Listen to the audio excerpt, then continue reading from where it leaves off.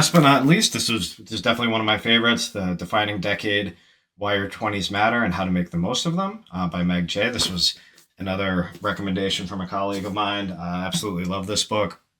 Wish I had it when I was in my 20s. I think everybody in their 20s should read it. It sort of dispels the myth that, the 20s are this adventurous time where it kind of doesn't matter and we're out, finding ourselves in the world and doing whatever we want. But the reality is that, for a lot of people, it can be kind of a lonely and uncertain time and maybe not as much fun. So the author is a therapist and has worked with a number of people in their 20s, kind of facing different challenges. The book's split up in three different sections between work, love, and then sort of body and mind health development. And it's really interesting, going from the transition of being at school or being in college or grad school to then being out in the world.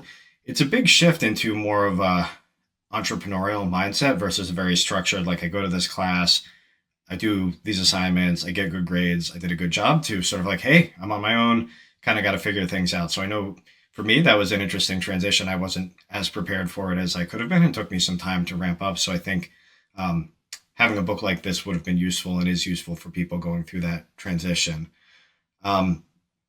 And one of the things she talks about people struggling with is trying to keep their options open.